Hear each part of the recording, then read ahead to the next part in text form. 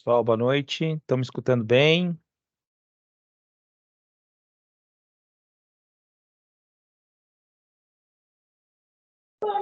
Estou escutando, sim. Beleza, gente. Então vamos lá. A tela tá aparecendo para vocês de apresentação.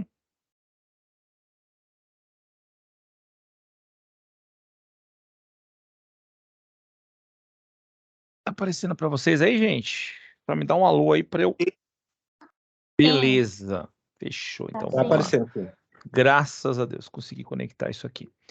Bom, vamos lá, gente. Então, passado aí uma temporada sem aula teórica, né? Praticamente aí 4 aulas aí. A gente ficou aí nos trabalhos, apresentações de vocês, depois a gente teve a nossa aula prática no laboratório, na clínica. Voltamos para finalizar o curso de vocês. Finalmente aí estamos chegando na reta final. Deus quiser, aí mais 2 aulinhas a gente termina, a saúde coletiva, e aí a gente vai entrar na nossa M3 e depois, se todo mundo deixar o professor de vocês de férias, aí todo mundo vai ficar de férias também. Vocês ficam felizes e eu também, né? Deus quiser, todo mundo vai passar aí na M3, não vai precisar de exame, se Deus quiser. Bom, da aula passada, a gente teve aí a biossegurança, e muito da biossegurança que a gente vai trazer para o nosso dia a dia, eu vou falar na aula de hoje, tá? Sobre a saúde e seus determinantes sociais. E eu abro a aula de vocês já falando sobre essa questão aí que deixa a gente bastante em dúvida. E possivelmente vocês já devem ter se questionado o que é saúde. O que vocês acham o que é saúde, gente? Pode abrir o microfone, fiquem à vontade. É uma aula hoje bem discursiva. A gente vai falar bastante, vou abrir bastante o microfone aí para vocês. E outra coisa. Outro detalhe, eu vou falar muito para vocês nessa aula sobre a cara do ENAD, né? O ENAD ele cobra muitos gráficos, cobra muito interpretação de gráficos. E a gente vai fazer muita interpretação hoje, inclusive vai ser o que vai pautar a M3 de vocês. E saúde coletiva ela não cai, ela desaba, né? Em ENAD. Então a gente vai ter que, principalmente concurso público também. Então a gente vai abordar bastante dessas interpretações gráficas hoje e a gente vai deduzir algumas situações. Então eu quero que vocês prestem bastante atenção e também quero que vocês participem bastante hoje também. E aí a primeira participação de vocês é essa aí. O que vocês acham que é saúde, gente? Fiquem à vontade aí para vocês falarem e eu estou escutando aqui e vou falando, complementando aqui caso precise.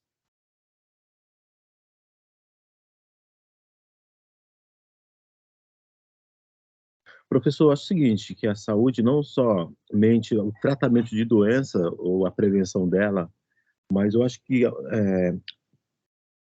envolve o lugar que você mora, o estilo de vida que você tem, questão de trabalho, questão de, enfim, de saneamento básico. Eu acho que envolve tudo isso. Sim, muito bom, Wilson, muito bom. Alguém mais?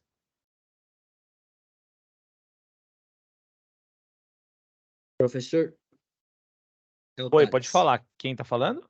É o Thales. Pode falar, Thales. Saúde. Com todas essas aulas que a gente já teve, mudou bastante a minha visão, né? E hoje eu consegui enxergar a saúde como um todo, né? Como o bem-estar físico, psíquico, dentre as outras coisas que pode se abranger também da parte social. Conforme a gente estudou em epidemiologia, da determinação social da doença, a gente vê que tudo acaba influenciando para você ter uma qualidade de vida melhor. Então, acredito que saúde englobe tudo isso. Muito bom, parabéns. Vocês estão vendo que a gente está construindo um pensamento diferente depois dessa disciplina. A ideia que eu tive no começo de convencê-los de que isso funciona, de que tudo está interligado, já está começando a funcionar, está começando a germinar aí. E Fico feliz dessas observações de vocês aí, Thales e o seu Wilson. Parabéns aí pelas as abordagens. Quem mais, gente? Alguém mais aí que rotineiramente não participa muito da aula, que queira falar, deixa aí a timidez de lado? Fique à vontade aí, pessoal. professor, eu acho que o Thales já disse tudo, na verdade. Sim. Alguma complementação, alguma ideia que você tenha? Não, eu ia falar a mesma coisa. Muito bom. Mais alguém? Então, vou fazer umas perguntas para vocês, então. Quando a gente pensa de saúde, a gente pensa logo no quê? Doença, né? O que vem na nossa cabeça é doença. Se a gente for pensar desse ponto de vista, se a gente for pensar só de doença, a gente está pensando em curas, né? A gente está pensando em remediar, de fazer alguma atitude para a gente melhorar nossa questão de saúde. Se a gente fosse pensar que, deixa eu levar um pouquinho vocês, que nem o Wilson e o Thales falaram, para outras situações. Vamos supor que vocês têm uma condição de vida favorável, como acho que a maioria com certeza tem, e essa condição de vida de vocês levam vocês para um estilo de vida que pode ser danoso. O que vocês podem me exemplificar disso? Vocês têm uma condição de vida muito boa, né? Vocês não moram em regiões sem saneamento básico, sem muito acesso, tá? Vocês moram numa região boa. Mas o porquê de vocês terem um estilo, no estilo de vida, um prejuízo para a saúde de vocês? O meu estilo de vida, ele é bem estressante. Então, acho que minha saúde já não é 100%. Isso. Essa é uma ideia, tá? Se eu pegar vocês aí, são 50 alunos, vamos supor, se eu fizer um exame em cada um de vocês, ninguém está 100%. Alguma coisa está acontecendo. Então, dá para ver que tem alguma coisa psíquica aí que influencia no teu dia a dia, que vai prejudicar um pouco da sua saúde. Esse é um fator. Mas, o que faz, então, o cara que tem uma bela de uma condição de vida ter um estilo de vida que prejudica a saúde dele? Eu acho que também, professor, a questão do cara ter um poder aquisitivo melhor, tem a questão também do álcool, né? Alcoolismo, Sim, do cigarro, a questão de outras coisas que o cara, sabe, acaba extrapolando e acaba esquecendo de se cuidar melhor por ter dinheiro. Então, o cara extrapola bastante, sabe? Bebe bastante, fuma bastante, e até mesmo drogas, né? Que a gente acha que o usuário de droga é apenas o pessoal de favela, mas pelo contrário, tem muita gente de classe alta que são viciados em drogas. Então, acho que tudo isso contribui para esse mal, eu acho. exatamente, exatamente. Esse é um dos fatores também. O estilo de vida, então, da pessoa, ele pode impactar, mesmo ele tendo uma condição de vida boa, né? Aí vocês falaram né? Mas quanto mais você tiver uma condição de vida boa, mais você vai ter que exercer papéis fundamentais para você manter essa condição de vida boa. E às vezes nem tudo sai conforme os planos que você consegue traçar. Às vezes alguma coisa vai sair fora dos planos. E isso já mostra que ele vai ter um desequilíbrio. Desequilíbrio que pode ser tanto psíquico, que leva ao estresse, à fadiga, como também desequilíbrio para a própria saúde, né? Ele pode procurar a gente chama de zonas de escape, né? Que ele pode ir para o alcoolismo, para drogas, ou até mesmo da insônia. Então, tudo isso leva a um dano muito grave à saúde dessa pessoa. Então, vocês estão entendendo que para ter uma saúde homeostática, ou seja, a gente vai ter que ter um equilíbrio tanto físico, químico como psíquico, tá? Isso tudo está englobado nas questões de saúde. Se a gente fosse reunir tudo isso daqui e falar para vocês, tudo bem, professor, você falou o óbvio também, mas como é que então o SUS consegue estabelecer condições reais para que você tenha a questão da saúde levado nesse âmbito, levado nesse aspecto maior e aspecto multifatorial. Ele tem que se preocupar com tudo. Vocês concordam comigo? Tanto na parte do bem-estar do seu paciente, como também a parte de saúde, propriamente dita da doença. Então, isso é amplo. Então, não tem só médicos, dentistas trabalhando dentro do SUS, porque a gente sabe que a saúde também, quando ela está prejudicada, tem outros setores envolvidos que não seja só o corpo do paciente, né? Como os fatores psíquicos, como a mente do paciente. Então, existem outros profissionais. Então, a linha de conduta do SUS, ela é bem ampla em relação a isso. Então, a gente vai ter que ter entendimento sobre se a condição de vida da pessoa vai impactar no estilo ou vice-versa, o estilo impacta na condição de vida desse paciente, tá? Então, a aula de hoje, ela vai estar em torno disso, tá? No estilo de vida e na condição de vida do paciente, que é danoso ou não para suas condições de saúde. Então, vamos tentar esmiuçar um pouco esse problema aí. Eu trouxe um videozinho para vocês aqui, vou ver só se ele vai rodar. Deixa eu só ver se eu vou conseguir fazer ele rodar, porque na aula da manhã eu consegui fazer ele rodar. Deixa eu ver se eu vou conseguir fazer este vídeo rodar aqui.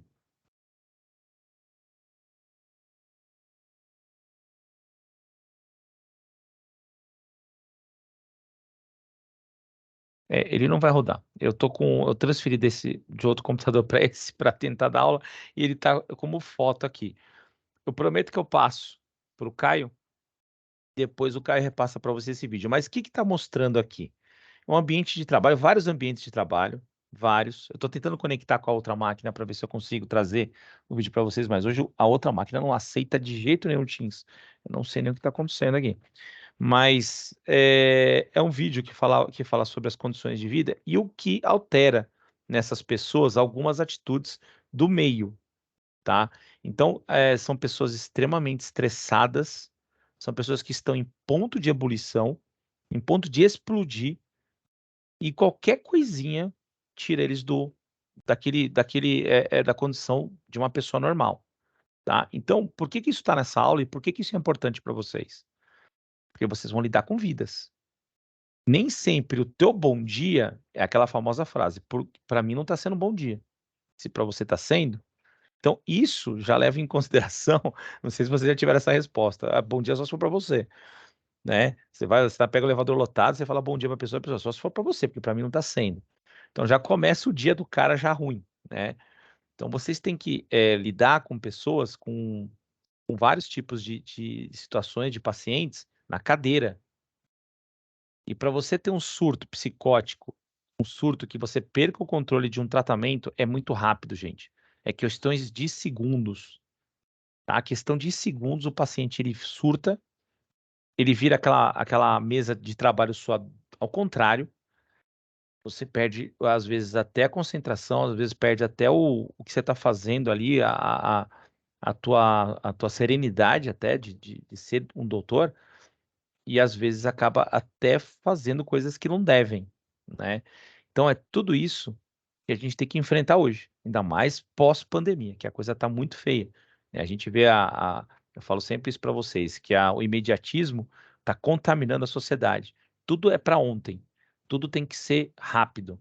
E não é bem assim as coisas, né? As coisas têm que ter maturidade, tem curva de aprendizado, tem tudo uma sequência lógica para você chegar lá. Nada mudou. A odontologia não mudou, a medicina não mudou, o direito não mudou, tudo tem suas regras e seus tempos. O que mudou um pouco é a paciência do ser humano. Então, isso está tornando uma sociedade doente. Vocês vão enfrentar, eu falo sempre para vocês nas minhas aulas também, que vocês são a próxima geração de profissionais que vão lidar com uma geração pós-pandemia doente, para sempre. Tá? A gente não vai ter cura disso. Cura psíquica, estou falando, não do vírus. Uma cura psíquica que isso aí afetou profundamente todas as camadas da sociedade. Então, vocês vão ter que lidar com crianças com síndrome do pânico, que isso já é normal, tá? Uma condição já que já está acontecendo, real. pacientes extremamente imediatistas, que não aceitam qualquer tipo de tratamento, que vão querer sim comparar, porque vocês estão vendo aí a internet, a mídia, como funciona. Então, isso vai acabar afetando vocês também. Então, o que vai causar de diferença de um paciente que tem uma saúde mental para um paciente desequilibrado? Primeiro, a confiança. Vocês vão ter que estabelecer essa confiança com o paciente para chegar no tratamento. Vocês vão ter que estabelecer, primeiro, como é que se adquire confiança, gente, do paciente. Não é você acabar de se formar e dar aula. Não é você acabar de formar e falar assim, não, eu sou coach. Acabar de fazer a faculdade e falar, virei coach. Da noite para o dia. Isso não existe. Né? São coisas que levam tempo.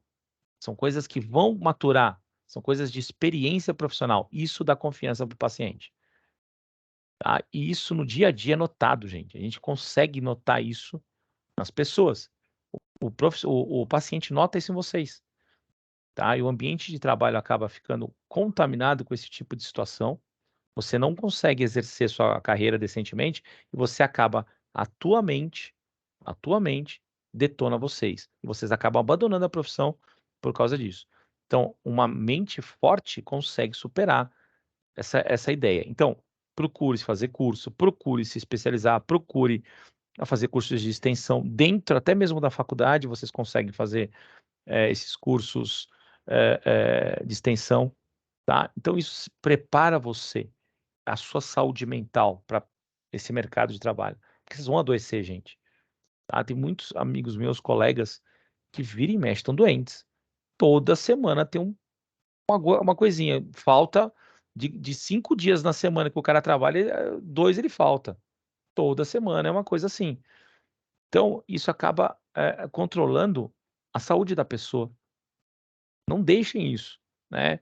É muito importante, né? Eu normalmente, graças a Deus, eu nunca faltei no meu trabalho. Eu nunca tive esse azar de deixar a minha saúde mental tomar conta do meu emocional e abalar minha saúde. Nunca. Tem que ser muito forte para isso. E vocês têm que construir isso na vida. É passo a passo. É devagar. Não dá para exigir de vocês. Semestre que vem vocês vão estar entrando, fazendo coisas mais específicas da área. E aí, o medo vai começar a entrar em vocês e vai falar, puxa, e agora? Daqui a pouco vocês estão anestesiando, daqui a pouco vocês estão fazendo extração de dente cirúrgica, daqui a pouco vocês estão fazendo um monte de procedimento. Então, tudo isso é uma construção, né? Para vocês terem uma mente super forte, isso que estava falando nesse vídeo daí, tá? Então, essas condições de vida que a gente tem, esses padrões que determinam a saúde, ela passa principalmente, por condições de trabalho e condições de vida da pessoa, tá? Então, tudo isso que eu falei para vocês realmente influencia na saúde, no perfil do paciente e no perfil de vocês também. Então, tudo que está relacionado, né, ao modo de vida se articula nas condições e no estilo, tá? Isso aí já falava Postas em 1989, que falava que tudo, tá, que são as condições gerais de existência, elas passam pelas condições de vida e pelo estilo de vida. Nada faz sentido se você não tiver esses 2 fatores aí relacionados. Pois bem, então vamos citar e vamos exemplificar o que são as condições de estilo de vida. Condições, como o próprio nome diz, são condições materiais, tá? São condições que são necessárias para vocês sobreviverem, como a nutrição, como a habitação, saneamento básico e condições do meio ambiente, tá? Estilo de vida. O estilo de vida são as formas como você se relaciona com essas condições de vida. São as formas que vêm das condições, tá? Que expressam o seu padrão. Então pode vir padrão alimentar, cotidiano de trabalho, esportes, hábitos, como o fumo, o álcool e o lazer. Tudo isso é seu estilo de vida. Então, por isso que eu perguntei para vocês no começo da aula se vocês tinham noção de que uma condição de vida boa e um estilo de vida ruim pode impactar na sua saúde. E vocês falaram alguns exemplos aí que sim, né, que pode sim impactar. Tá? E ao contrário, o que vocês acham? Vocês acham que uma condição de vida de extrema pobreza, com saneamento básico porcaria, com problemas de nutrição, você pode ter um estilo de vida bom? que vocês acham?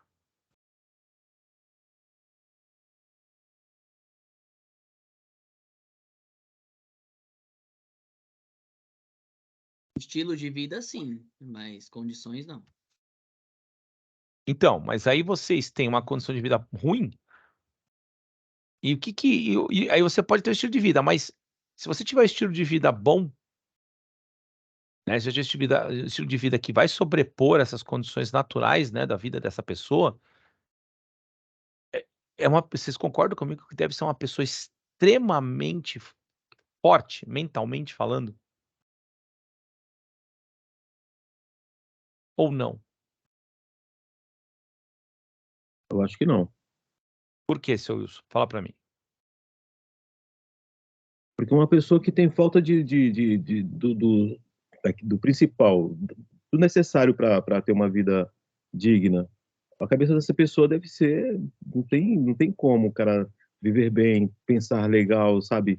Ter um sonho para se realizar, enfim, o cara já vive numa miséria. Então, acho difícil o cara ter um estilo de vida numa situação dessa.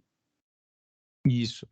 Então, essa rotina que eu falei para vocês agora, que o cara tem uma condição de vida extrema, de extrema pobreza, e a gente tem um estilo de vida aí danoso ou benéfico, é a tônica de 40% da nossa população, gente. Vocês têm noção disso?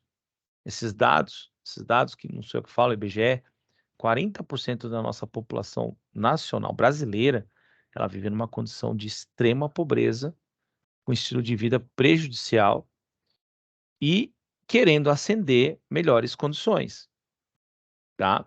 Então, quando a gente vê que existe aí o marco do saneamento básico, vocês viram muito bem que a gente teve aí recentemente o marco do saneamento básico, que foi levado aí à votação, e foi, acho que, adiado, né? Teve um problema aí de pauta, etc. Aquelas coisas que a gente vê sempre, né? Que são desculpas políticas. E a gente vê que a população podia ser beneficiada com isso. Aliás, antes de falar isso, todo mundo cumpriu com o seu dever cívico,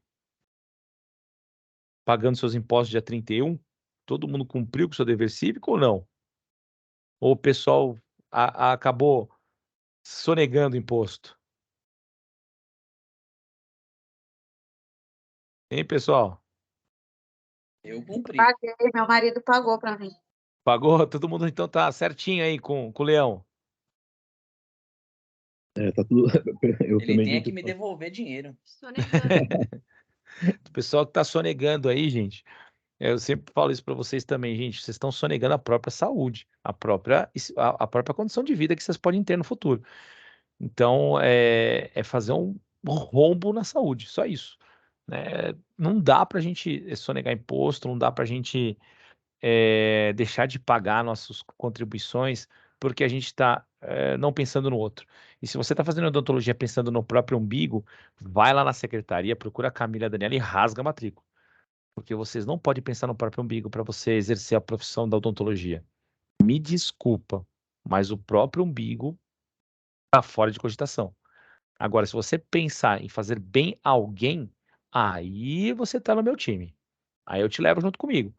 Mas se você quiser entrar não, eu quero ficar rico, milionário, eu quero ser o top das galáxias, pensando só em si, pensando em prestar concurso público para ficar rico, para dar pulinho, para dar voltinha, gente, desculpa, mas aí não tá no meu time não, tô fora.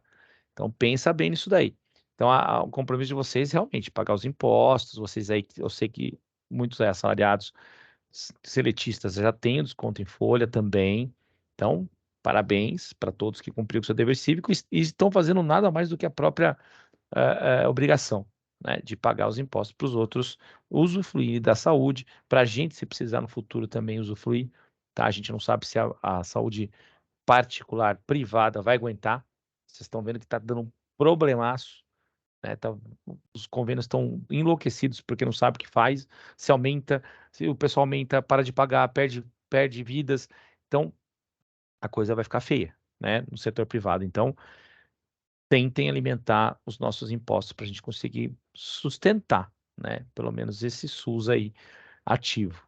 Então, deu para entender aí esse modo de vida e saúde tem uma correlação muito íntima aí entre os dois. Esse gráfico de Dahlgren e Whitehead, ele cai muito em ENAD e em concurso público, tá? Esse gráfico aqui, eu vou mostrar aqui para você ver se o meu mouse aqui está funcionando. Ele se lê daqui, da idade, sexo e fatores hereditários, para fora, tá? Então, o que ele quer dizer com esse diagrama aqui? Que no centro de tudo estamos nós, tá? Os nós aqui estamos se relacionando com idade, sexo e fatores que nós levamos no nosso cotidiano. O estilo de vida está como segunda camada, o estilo de vida dos indivíduos, tá? E depois redes sociais e comunitárias. Rede social não é mídia, tá? Nessa época que Dahlgren e Whitehead inventaram esse diagrama, não existia rede social, não existia internet, tá? Então, redes sociais são redes de assistencialismo, tá? E comunitárias também, que são redes de assistencialismo também, tá? Por fora disso tudo, a gente tem as condições de trabalho, olha só, tá? As condições de trabalho que norteiam também as nossas questões de saúde, elas estão relacionadas aí. Vamos para o lado direito de vocês, que está esse roxinho aqui, o desemprego.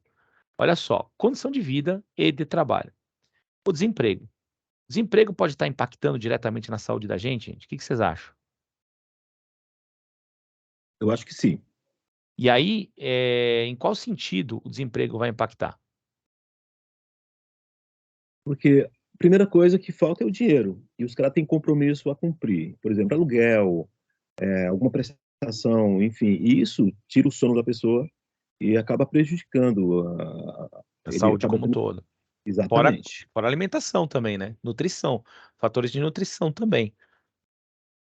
Aí Se a Exatamente. gente for parar para pensar igual o senhor acabou de falar com as obrigações fiscais e tudo mais, pode pensar pelo lado do desemprego, gerar o fato da pessoa não conseguir contribuir, não vai ter arrecadação para o Estado, que vai mandar para a União e aí vai negligenciar a saúde pública. Ó, perfeito. Vocês estão começando a pensar já político aí, o Thales já pode se candidatar para deputado federal, deputado estadual.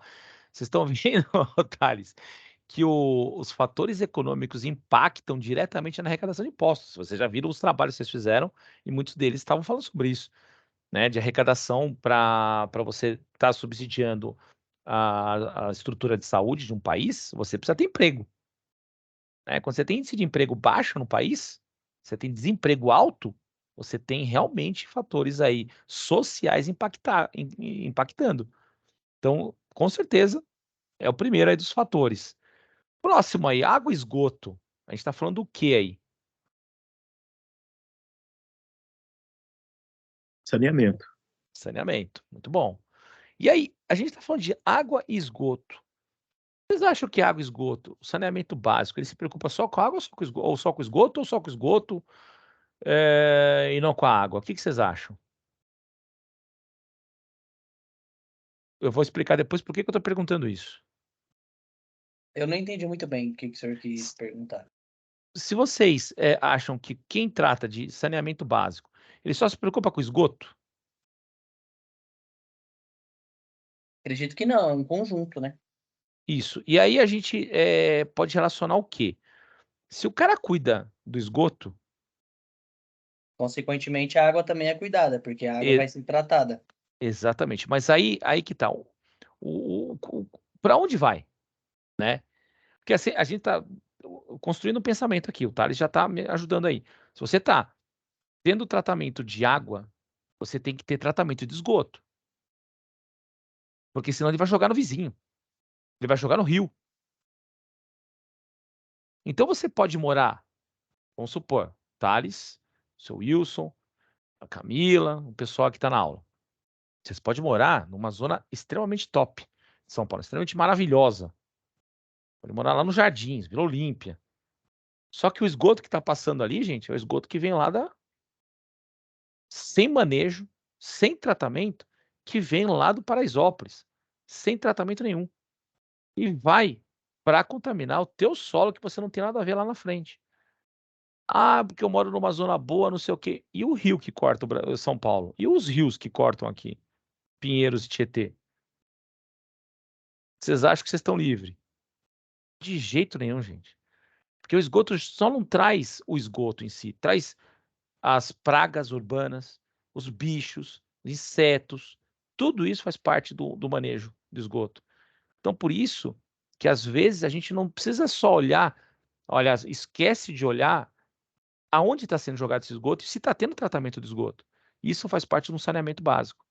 É claro que eu não vou aprofundar esse assunto porque não é o cerne da aula, mas só de esclarecer que saneamento básico não é só recolhimento desse esgoto, é tratamento e manejo dele, isso eu já fico feliz de escutar vocês colocarem isso até numa prova, porque isso vai enaltecer até o que vocês aprenderam, né? Porque realmente isso é conhecimento geral, isso cai em ENAD, tá?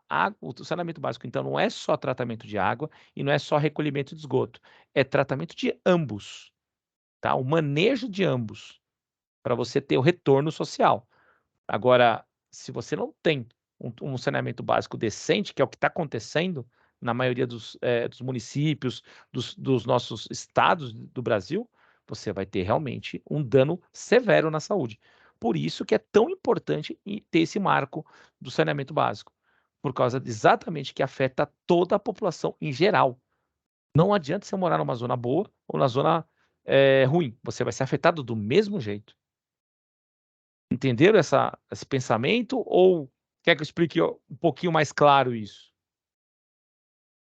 Está bem claro. Entenderam? Bacana, porque é isso que eu espero de vocês, uma explicação de saneamento básico em relação ao tratamento e o manejo de ambos, tá? Serviço social de saúde, aí a gente não precisa nem falar mais nada, que é o que a gente está estudando nessa disciplina, tá? Os serviços sociais de saúde é essencial você ter, mas vamos abrir uma discussão aqui. Dentro desse serviço social de saúde, qual que é o mais importante para que a gente realmente tenha a saúde como prevenção e promoção para todos? Atenção primária. Isso, fechou. Tá? Se você tiver atenção primária forte, uma atenção primária que tenha recursos para você conseguir bater ali e você conseguir resolver o problema, tá ótimo. Então é isso que a gente tem que fazer força para que aconteça. Os serviços primários, serviços de atendimento básico, tá? Então os programas têm que ser muito efetivos. E os programas de habitação? A gente está vendo aí muito problema, a gente teve um problemaço no começo do ano, né? No desbarrancamento lá daquelas famílias lá no litoral norte, vocês viram que milhares de pessoas morreram e vocês viram, né?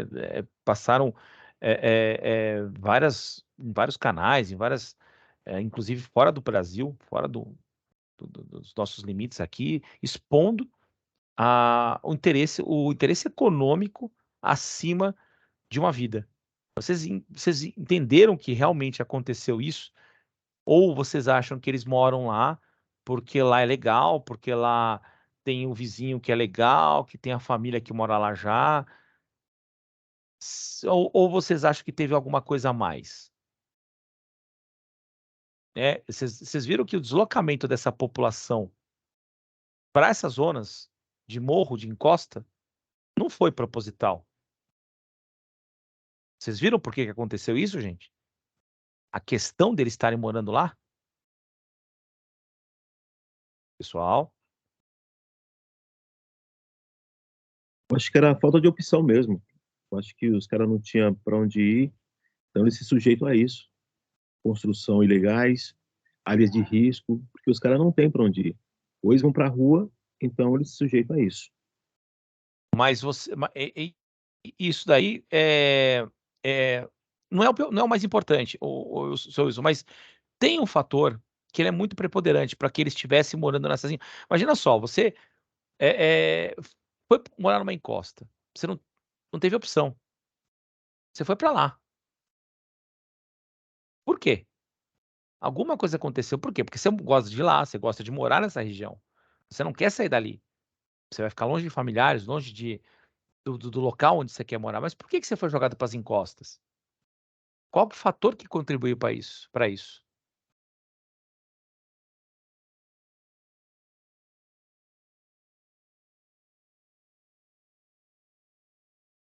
Pessoal, vamos aí. Andrei, Vida, Camila. professor. Oi?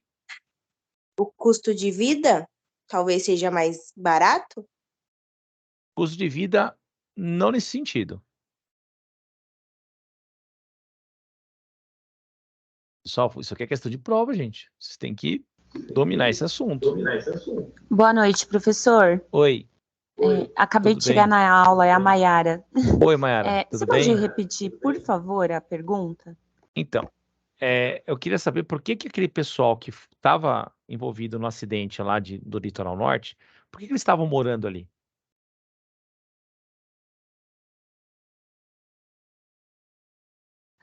Tem as condições. Ali, invasão de terreno, eu acho, assim, tentando uma regularização que não foi dada também.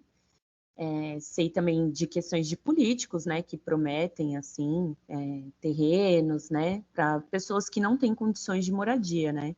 Às vezes a pessoa chega num limite que não tem onde morar, tal, e aí tenta construir ali, né, mas até onde eu entendi, a Defesa Civil já tinha sinalizado, né, é mais ou menos isso que você quer saber, professor?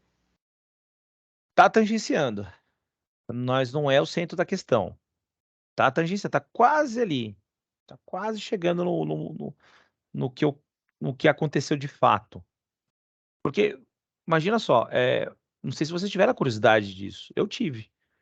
De saber por que eles estavam morando ali, gente. Se é uma região de extrema perigo, que é desbarrancar, falaram que construções ali, gente, tinha coqueiro segurando a construção. Tinha uns troncos de coqueiro podre. E mesmo assim eles estavam morando ali. Quem que escreveu aí? Deixa eu ver. Alguém escreveu no chat aqui.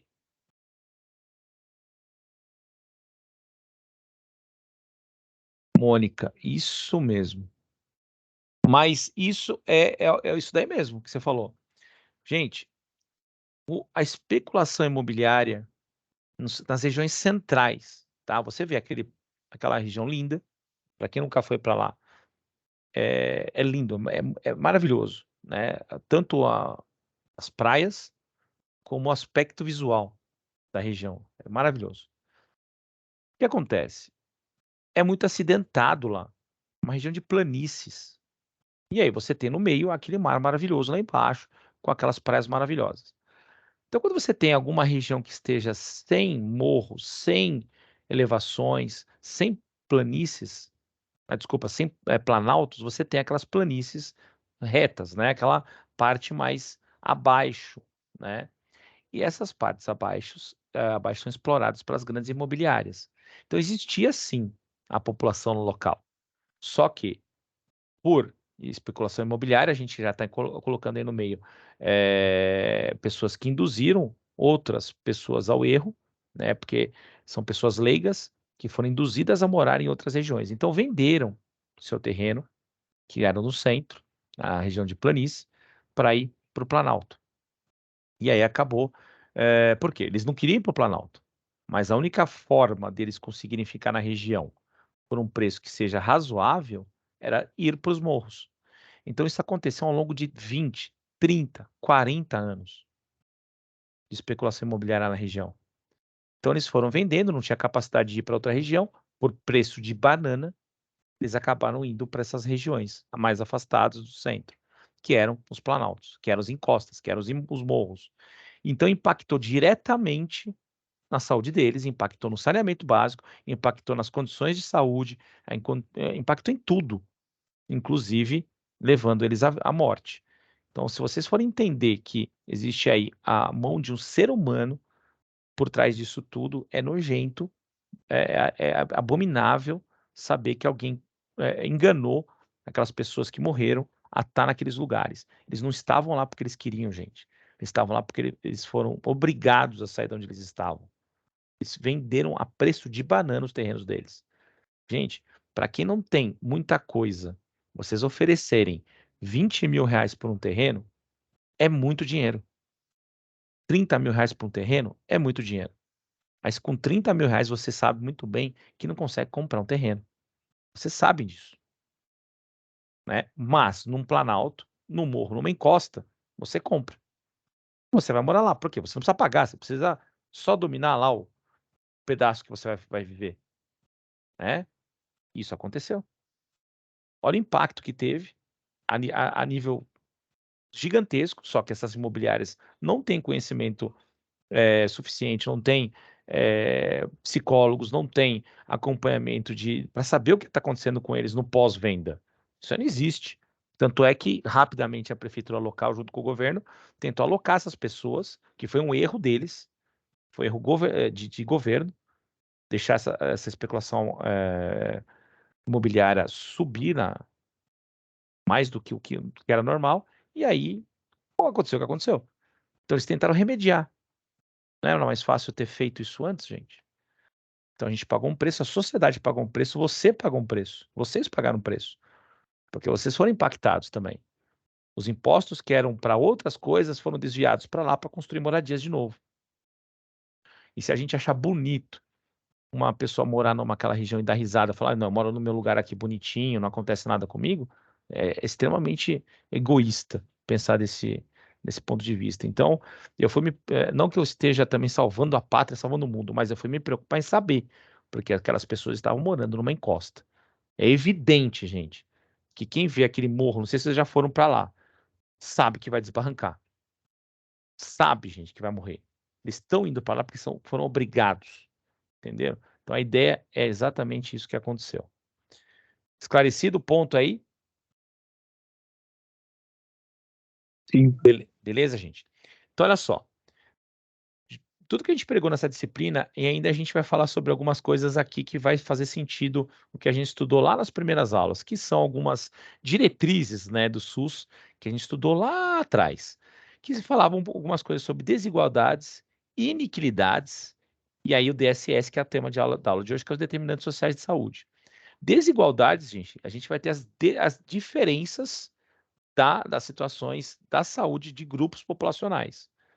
A gente tem essas diferenças. Né? A gente tem as pessoas com mais saúde numa determinada idade, com menos saúde numa faixa etária, ou entre homens e mulheres, ou entre quem mora numa região mais periférica, numa região mais central. Então, isso você tem as desigualdades dos grupos populacionais. Grupos, então, dá para entender que são grupos amplos, são de amplos definições, tá? E as iniquidades, você tem as desigualdades que são evitáveis na saúde, injustas e desnecessárias. Enquanto a gente estava estudando lá no SUS, uma das diretrizes fundamentais, a equidade, a gente está aqui estudando a iniquidade. Então, isso no outro lado da moeda, que a gente até aceita como uma definição, porém a gente não pode aceitar isso como uma regra. Então, isso daqui tem que ser evitável? Tem, mas ela existe. É injusto? É, mas ela existe. É desnecessário? É, mas ela existe. Tá? Então, tudo isso a gente tem que entender que realmente existe, porém dá para ser melhorado isso, que nem o Whitehead falou no seu diagrama ali, logo atrás, quando eu mostrei. E os determinantes sociais de saúde, como todos vocês falaram, né, a maioria de vocês já estão pensando dessa forma, que são condições sociais, que as pessoas vivem ou trabalham. Então, pensando nisso, gente, a gente praticamente falamos aí os 60%, 70% da aula resumida, tá? Nesse gráfico aí, nesse slide aqui. Bom, não é de hoje que a gente se preocupa muito com as condições de saúde das pessoas em relação aos determinantes sociais. Lá em 1978, na ex-União Soviética, né, acho que muitos de vocês não eram nem nascidos, eu tinha apenas 3 anos de idade, então era praticamente uma idade fetal, né, não entendia nada da vida, já se preocupavam lá na época, na ex-União Soviética, sobre os fatores de desenvolvimento social.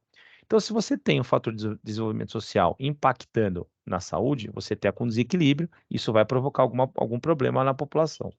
Então, lá, mesmo em um país que era extremamente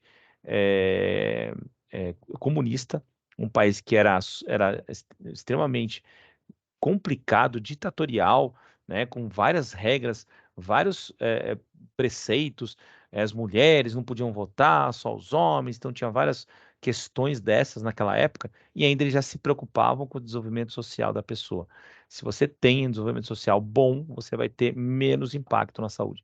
Então, isso tudo já estava bem lá atrás, antes até mesmo de vir até para a nossa preocupação aqui, que foi em 1988, quando instituíram realmente o SUS. Já em 1986, 2 anos antes da gente instituir na nossa Constituição o SUS, veio a Conferência Nacional, né, que foi aí a 7ª Conferência Nacional de Saúde como direito de todos, né, que isso aí é um dever e um direito. Então, depois foi incorporado na nossa Constituição, então isso já virou obrigação, uma cláusula pétrea, aquela cláusula que eu falei para vocês que não se muda, não se mexe, não se move, e ninguém consegue remover isso de uma Constituição nossa, tá? Então, isso foi incorporado lá na nossa Constituição. E aí, segundo a OMS, em 1976, foi considerado esse conceito de saúde, o que eu falei para vocês até agora, né? Que é um estado completo, bem-estar físico, mental e social, não apenas ausência de doença. Se vocês forem pensar nessa frase da OMS, é tudo que eu falei até agora e tudo que vocês mesmos falaram antes de começar a aula, né? Questões do que é realmente a saúde, que está aí explicado como conceito. Essa é a definição mais completa que tem sobre saúde, gente. Então, gravem isso, conceituem isso para vocês, escrevam no teto do quarto, na porta da geladeira, tudo quanto é lugar, tá? Então, esse conceito é de 1976 da Organização Mundial de Saúde, que é a OMS. Bom, isso tudo, né? Claro que além de você ter esse conceito de saúde, você tem que não só jogar isso aos 7 ventos e deixar como se fosse uma ideia esquecida. A gente tem que ter uma meta. A gente vai ter que fazer isso impondo para as pessoas, para os países, para os comandantes, para os governantes dos países. E como é que é feito isso, gente? Só por um decreto? Só por uma assinatura que é feita lá na OMS? Lá nas reuniões da OMS, o que vocês acham? Como é que é feita uma obrigação dessa? Porque é muito bonito você chegar lá, botar seu rosto, o presidente botar o rosto dele lá, falar um monte de baboseira e depois, eu vou assinar um documento aqui e depois não cumprir nada que ele prometeu lá. O que acontece, gente? Por que existe essa assinatura de documentos? Por que existe essas metas? O que obriga um grande governante a fazer isso, a cumprir isso? Bora pensar um pouco, gente.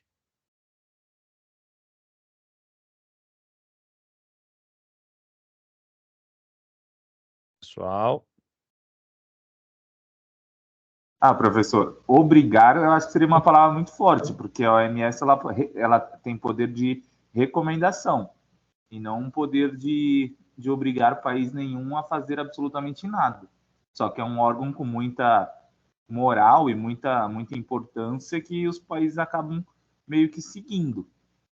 Por isso, devido ao respeito que a entidade ganhou em toda a existência dela, eu acho que é mais o respeito que fazem os outros países seguirem as diretrizes da OMS. Sim, isso é importante. Não é exatamente isso, não é o caminho do temor nem do medo, mas é o caminho daquele país ser mais respeitado, de você ganhar um respeito frente a uma comunidade. Então, a gente procura o quê quando a gente quer ser bom numa profissão? Primeira coisa que a gente procura não é só o dinheiro. Se você for perguntar para os maiores fortunas do mundo, pergunta para eles se dinheiro para eles, aonde eles estão se mantendo é importante. Não é, cara. O que importa para eles é respeito. É ser respeitado. Mesmo visando isso, as maiores fortunas do mundo, rotineiramente, eles fazem grandes doações, né? Sim, esse daí é o padrão, né? É fazer uma ação que realmente isso é louvável por parte deles. É claro que isso aí não afeta não arranha a fortuna dos caras, mas isso tudo faz parte também do cotidiano deles. Agora, a ideia do respeito e ser notado, para eles, cara, é o que mais vale. Você pega um Elon Musk da vida aí, o cara, enquanto não colonizar Marte, ele não para, cara. Ele não vai parar. Ele não para mais. Então, ele vai levar o cara para lá, vai fazer o cara morar lá, vai fazer construção de prédio lá e vai provar para o mundo inteiro que o que ele falou é verdade. tem uma série muito interessante, professor, que fala muito sobre isso, House of Cards, tem na Sim, Netflix, que sim. ele fala, você prefere ter poder ou ter dinheiro? E ele fala, eu prefiro ter poder. E é mais Sim. ou menos isso, o respeito seria o poder. Sim, o respeito, né? A gente via muito isso daqui no Brasil, né? Você vê lá no Nordeste, lá que tinha um coronelismo, principalmente na Bahia. Não sei se tem alguém aqui que morou lá na época que o Antônio Carlos Magalhães era governador do estado da Bahia. Então era uma coisa meio fora do normal. Era o temor, né? Ele tinha muito dinheiro, uma família que era economicamente muito rica, e eles agiam por temor. Por quê? Porque já tinham dinheiro. Só que o povo não respeitava não tinha respeito por ele. Então ele começou a agir com um certo rigor. Ele começou a agir com o famoso coronelismo. Muita gente morreu, né? Isso aí foi encoberto na época, né? Deus me livre, mas o filho dele morreu, né? De infarto. E aí o pessoal da mídia, né, falava na época que Deus levou o cara porque o pai dele era tão ruim, tão ruim, tão ruim, que Deus não poupou nem o filho dele, né? E era para ter sido um presidente nosso. Não sei se vocês na época estavam aí já nascidos ou não, mas a gente era para ter tido um filho do ASM presidente do Brasil, né? Que era o Eduardo Carlos Magalhães, que inclusive o aeroporto lá de Salvador tem o nome dele, né? Eduardo Carlos Magalhães. E era para ter sido ele o nosso presidente na época que ele estava na frente de todas as pesquisas, né? Então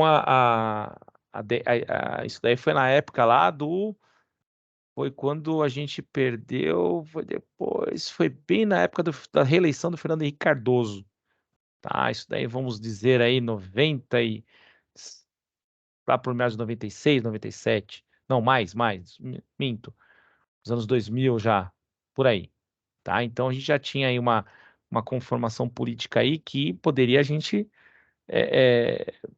ter se ferrado muito no Brasil, né? De ter dado esse temor, pelo respeito. Então eles preconizavam isso, o terror, para botar respeito na população. Então isso tudo, gente, é uma coisa que a gente tem que pensar aí nas próximas eleições, tá? Tirar um pouquinho da reta esses caras aí, porque realmente não cabe mais no mundo isso. Então, algumas perguntas que você já sabe, né? Saúde é igual para todo mundo, obviamente, né? Então a gente tem aqui no país nosso a saúde como acesso, né? Como integralidade, como equidade, sim, mas ela chega para todo mundo igual? É isso que a gente tem que melhorar, né? São questões que a gente vai ter que melhorar a partir do momento que a gente começa a ter um SUS melhor, tá? Vai começar uma melhora muito boa a partir dos próximos 10 anos, dos próximos 5 anos, até menos. Daqui para frente a gente vai ver melhoras muito grandes, né? Porque a gente vai começar a atingir uma idade adulta do SUS. Então isso provavelmente vai melhorar muito daqui para frente, tá? Então, eu coloquei aqui vamos dizer, umas variáveis para vocês, se eu fosse pedir, o que vai depender, o que vai fazer a tua saúde ser uma saúde boa ou uma saúde ruim. Então, você tem a ocupação, tua de trabalho, salário, nível de escolaridade, acesso às informações, serviços, decisões políticas, alimentação, moradia, transporte, vestuário e lazer. Então, tudo isso vai fazer ser variável a sua saúde. E é justamente isso que os concursos públicos pegam e o ENAD pega para pegar vocês. Porque eles vão comparar isso com várias outras situações. Eu vou colocar algumas para vocês aqui na aula de hoje. A gente vai pensar junto. Vamos começar com uma aí, tá? O gráfico para vocês, que esse gráfico aí é um gráfico famoso, até caiu já em 2 ENADs seguidos, que os 10 países de maior desigualdade de renda, tá? Então, quando a gente vê na coluna do Y, que é essa coluna aqui, tá? A gente vai... Opa, deixa eu só colocar aqui meu mouse aqui. Você tem aqui a coluna Y e a coluna X, né? Aqui a X e aqui a Y. A gente tem que ver o que está relacionando, gente. Então, a primeira coisa, quando tiver frente a um gráfico, é relacionar. O que está relacionando? São países, aqui, né? Alguns países bem pobres, e aqui, Brasil. E aqui nessa coluna X, que é aqui embaixo, nós temos o quê? Vamos lá, gente. A régua de porcentagem? Renda. Renda. Vezes. Vamos lá, gente, me ajuda aí. Vamos lá, vamos saber se vocês estão bem. Vezes 100. Isso, é isso aí. Tá? Então você tem os países mais pobres do mundo, como Namíbia, Lesoto, Botsuana, Serra Leão, né? Se não me engano, que está em outra língua, África Central, Suíça, Guatemala, Brasil, África do Sul e Paraguai. Então, a distribuição de renda impacta diretamente nesses países, que aí vai ter algum prejuízo. Então, qual que era o enunciado dessa pergunta no ENAD? Ele dava esse gráfico e falava a seguinte forma: por que, eles mandavam responder dessa forma, por que a distribuição de renda é desigual prejudica a saúde? Claro que tinha um enunciado gigantesco, né? Não era só isso, mas o fundamental dessa pergunta era isso. Por que a distribuição irregular de renda em várias camadas da população, ela prejudica a saúde? Vamos supor que você estivesse na frente de uma prova minha agora e você tivesse que responder isso. Qual que seria a resposta de vocês, gente? Estou treinando vocês aí. Dissertativa ou alternativa, professor? Aí você me quebra, hein, Thales? Dissertativa. ENAD é padrão múltipla escolha, né? Não, tem escrita. Eles têm escrita. Inclusive, para o terceiro semestre, a gente fez uma prova de farmacologia agora, padrão ENAD, e tinham 3 questões escritas, que era padrão ENAD também. Tirei do ENAD. Gente, saúde pública não cai teste, não, é tudo escrita. Pasmem vocês. E aí, galera, o que vocês acham? Você repete de novo a pergunta, por favor. Claro, seu Wilson. O que o padrão, desculpa, a distribuição de renda impacta na saúde nesses países aí, que levam a países como Namíbia a ser o primeiro país lá. Aumenta a inflação, professor. A distribuição de renda é ligada à inflação, e a inflação acaba com qualquer país. Então, mas aí o que impacta isso na saúde deles? Porque a pergunta era essa. Bom, professor, acredito que por muitos desses países não possuir uma qualidade de saúde pública adequada, ou muitos até não possuem a saúde pública, então a desigualdade monetária, né, no caso, vai fazer a pessoa não ter acesso à saúde, não poder comprar medicamentos, e passar em consultas, etc. Mas eles, como foi uma pergunta de saúde pública, Thales, eles queriam relacionado não à privada, não pagando, não é o acesso público. Então, isso impacta diretamente no que você fala. Você mesmo falou no começo da aula, e acho que esqueceu, sobre o A desemprego. questão da arrecadação. Isso, exatamente, arrecadação de imposto. Se você tem um aumento, uma distribuição de renda desigual, você tem uma parcela da população empregada apenas. Uma parcela da população que tem dinheiro para você até se manter. Agora, como ele conseguiu essa renda? Provavelmente sim, com trabalhos, com empresas deles, etc. Então você tem pouca arrecadação. Então por isso que o pessoal da África aí, que eu acho que era o grupo do CAI, inclusive, teve esses problemas na discussão do trabalho, que era uma distribuição de renda deficitária. Então isso impactava diretamente na arrecadação de impostos. Isso diminuía, com certeza, todos os setores da saúde. Não só saúde, como todos os outros. Educação, alimentação, transportes, tudo isso impacta. Então essa era a resposta mais completa que tinha para falar nessa questão aí que caiu no ENAD de 2000, acho que é 2003, 2002, caiu essa questão aí, tá? Tome cuidado com essas análises aí. Outro gráfico para vocês aí. Olha só. Primeiro de tudo, gente, leia sempre essa parte de cima aqui, ó. Tá? Leia isso aqui primeiro. Mortalidade infantil versus não. 2 pontos, taxas comparadas. Aí você começa o gráfico. Aí você vem aqui, leia tudo. É importante vocês leem tudo. Taxa de mortalidade infantil, países da América do Sul, 2003. Data aí, 2003. Beleza. Agora sim, vamos para o Y, coluna Y. Tá falando de países. Aí vocês vão vendo que são países da América do Sul, continente América do Sul, beleza? E aí vocês vão vendo a do X. O que é X aqui? Aí vocês vão vendo que é taxa de mortalidade, então pode ser taxa, pessoas, crianças mortas, crianças que morreram, né? Então vamos lá. Primeiro de tudo, conceito, é importante vocês saberem o português claro. Mortalidade é diferente de taxa de natalidade. Tá? Taxa de natalidade é uma coisa. Vocês vão ter, acho que vocês estão tendo isso com o professor Renan, né, de epidemiologia, e mortalidade é outra coisa. Tá? Então, mortalidade, a criança nasceu, tá? Ela viveu, mas por algum motivo ela morreu. Taxa de natalidade. Ou a natalidade é baixa ou ela é muito alta. Se ela é muito baixa ou ela é muito alta, é quando está nascendo a criança. Algum problema aconteceu no ato de nascer. A natalidade é mais baixa e mais alta. Então, você tem uma natalidade altíssima em países subdesenvolvidos e uma natalidade baixíssima em países desenvolvidos. Por quê? Por que esse antagonismo, gente? Isso que foi uma pergunta de Enad muito capciosa. Por que vocês têm uma taxa de natalidade maior em países desenvolvidos e uma taxa de natalidade menor em países subdesenvolvidos?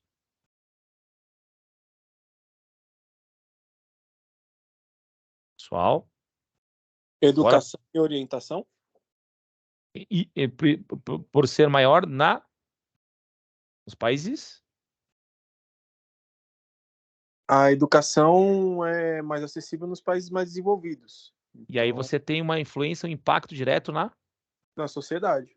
Na natalidade. Sim, aí a natalidade acaba Baixa. sendo menor. Isso, exatamente. Você tem acesso à informação. Você tem acesso até mesmo a manobras de gestação, né? Você acaba tendo as medidas contraceptivas, prevenções. Então, você acaba tendo acesso da população a esse tipo de situação. Então, aí você tem a cultura um pouco mais acelerada nesses países e, por conta disso, você tem uma natalidade mais baixa. Mas as ofertas também nos países mais ricos é diferente. Por exemplo, você tem mais estudo nos países de primeiro mundo, países em emergência, você tem mais ofertas de estudos, isso vai dificultando a natalidade. Então, são países extremamente cultos, tem pessoas com mestrado, doutorado, e aí acabam se preocupando só nessa parte, em vez de se preocupar com famílias. Então, eles colocam primeiro, acima de tudo, acima da própria reprodução, ter uma família maior, a própria carreira. Tá? E nos países subdesenvolvidos, o contrário, né? E aí, gente? Me explica isso. Vamos lá, vamos pensar. Como você não tem as manobras contraceptivas, né? Você não tem tão aberto isso, o que acontece? A explosão. Mas um fator no Brasil colabora, principalmente no Nordeste, para ter uma explosão de natalidade mais alta. Por quê? Principalmente no Nordeste, gente. A desnutrição? Não. A natalidade ser alta. A mortalidade eu concordo com você. Ah, tá. A mortalidade eu concordo contigo. Ser alta. É. Falta de televisão? Brincadeira. Não, mas é uma boa. Tem uma... Não, poucos programas de prevenção, a Mayara que está falando aqui. Isso daí é ponto pacífico, concordo contigo, mas tem um fator governamental que estimula a natalidade no Nordeste. Acredito que a questão da o Bolsa Família, o assistencialismo. Família, exatamente, assistencialismo. Exatamente o ponto. Gente, isso fez com que explodisse a natalidade.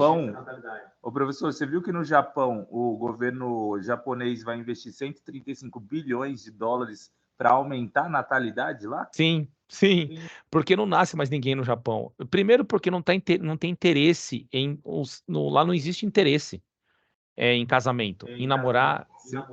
Se me pagarem uma moedinha lá, eu vou lá. Resolvo o problema rapidinho. Larga a mão, você é um homem O casado, líbido rapaz. baixo lá. O libido é muito baixo lá.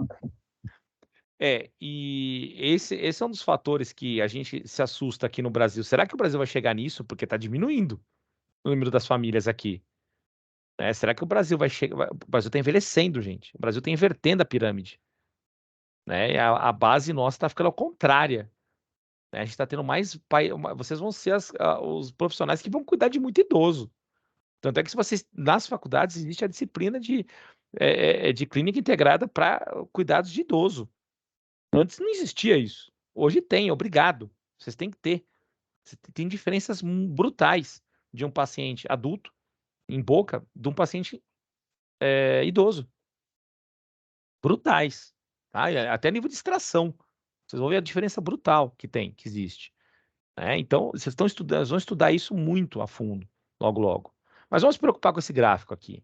Então, a taxa de mortalidade, já tirando um pouquinho a natalidade de lado, mas a mortalidade no Brasil ainda é alta. Né? Vocês estão vendo aqui, ó, a taxa de mortalidade de um ano, com menores de 1 ano no Brasil, é a terceira mais alta da América do Sul. Então, a criança nasceu, não teve nenhum problema no parto, etc. Ela nasceu, só que ela no Brasil é a terceira mais alta do mundo com menores de 1 ano de idade. Então, o que o São Paulo, principalmente, que é uma das referências mundiais, fez para reverter esse quadro? Quem teve filho no SUS sabe o que fizeram. As mamães que estão aí, que tiveram filho no SUS, o que eles fizeram, gente? Aqui em São Paulo. Eles oferecem o DIU na rede pública. Não, mas depois que nasceu. Já nasceu a criança. Porque a mortalidade, ela está em menores de 1 ano. O que São Paulo fez, então, já sabendo desse dado, que a criança morre antes de 1 ano, de completar 1 ano, o que São Paulo fez? Alguém acho que abriu o microfone e falou aí. Eu escutei aqui um zum. Gente, vocês não lembram, vocês não sabem da Mãe Paulistana? O programa? Professor, não sei se é exatamente isso que você quer saber, mas, por exemplo, eu tive o último bebê no SUS. Sim. E enquanto eu estava no hospital, eu já saí de lá com consultas marcadas já. Isso. E vacinas já, todas as aplicadas que eles já podiam aplicar, né? E as consultas já agendadas com exames também. E as fraldas? Não, fralda não deram, não. Não deram? Só deram lá no hospital. Não. Mas tem o programa. Tem o programa pós, que é a Mãe Paulistana, né? Que tem aqui um programa nosso, que ele acompanha a criança no primeiro ano inteiro, com exames, todos. Vacinas, exames, consultas com pediatras, tudo. Acompanha de perto nesse 1 ano de vida. Então, a gente reverteu a taxa de mortalidade. Então, olha só como é importante uma campanha preventiva e promocional. E esses gráficos são mais importantes ainda para a gente identificar aonde está acontecendo o problema. Então, por isso que é importante perguntar, por isso que cai em prova isso, cai em exames. Porque vocês têm que interpretar que o Brasil ele tem uma alta taxa de mortalidade com menores de 1 ano e conseguiu sair dessa lama, porque isso aqui é gráfico de 2003. Então, eles comparavam 2003 com 2021 na época. Desculpa, 2020 na época. Tá? Porque diminuiu essa taxa de mortalidade. Eu estou colocando aqui para vocês observarem que são dados relevantes, né? Em 2013, a gente só tem 20 anos esse gráfico. Morria muita criança. Muita. Com menos de 1 ano de idade. É um absurdo. 2003, hein, gente? Estou falando de 91 ou 70, não. 2003. Muita criança morria. Então, é um dado importante. O gráfico também, gente, pode vir dessa forma, como dados. Olha só, taxa de mortalidade infantil segundo a renda. Agora ele está relacionando aqui a uma iniquidade em saúde. Quando a gente está falando em iniquidade, a gente está falando de injustiças sociais em saúde e renda. Então ele compara a saúde com a renda. Então a mortalidade infantil, segundo a renda familiar, em 20% mais ricos, era menor do que em mais pobres. Né? Então a mortalidade. Por quê? Que a gente acabou de falar isso. Se a gente tem uma região como São Paulo, que é uma região rica, uma região de arrecadação maior de impostos, a gente tem a maior concentração de populacional aqui no município de São Paulo, a gente vai ter realmente uma taxa de mortalidade menor, né? Porque a gente tem condições de aguentar esse impacto. Agora, as regiões mais pobres, as pessoas mais pobres que moram em periferias, que moram longe dos grandes centros, eles têm uma mortalidade maior, porque não existem esses programas sociais para aguentar. E também não existe a informação, não existe a mãe, o pai levar essa criança para vacinação, para ter o calendário em dia. E a gente sabe disso, que criança que não toma vacina morre, mata, não chega a 1 ano de vida, tá? Então, isso é o censo de 2000, gente. Também foi questão de ENAD, isso, recente, sobre como o Brasil reverteu essa situação. Então, eram ideias que vocês tinham que colocar no papel. Vocês tinham que ser gestores. Vocês tinham que colocar no papel de gestor para reverter esse tipo de situação. Eu posso perguntar isso para vocês também. Como a gente conseguiu reverter isso? Tá? São censos antigos, de 23 anos atrás, mas que tem aí um fundamento para vocês pensarem, porque você já tem base suficiente do SUS para conseguir interpretar esse dado, tá? Então, mais uma dica aí para vocês. A sala já está, acho que o Caio já passou para vocês aí, né? Bom, iniquidades em saúde, só que a gente está falando de saúde versus região. Taxa de mortalidade neonatal, aí, ó, olha só, nascimento, tá? Muda um pouquinho a coisa aqui. Até 27 dias e pós-natal de 28 dias a 1 ano por região. Vamos pegar aqui neonatal, que eu acho que é terrível, né? 27 dias apenas. Olha só o Nordeste. Neonatal, gente. Dados de 2002. Portanto, 21 anos atrás apenas. Não é muita coisa, não. 24% das crianças que nasciam naquela região do Nordeste inteiro morriam antes de completar um mês.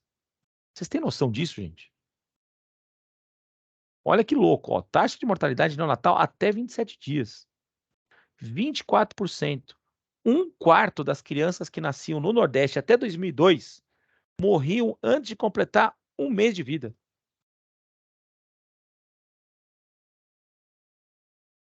E por que está a explosão, então, populacional no Nordeste, né? Porque morre, mas nasce muito também. Muito, muito.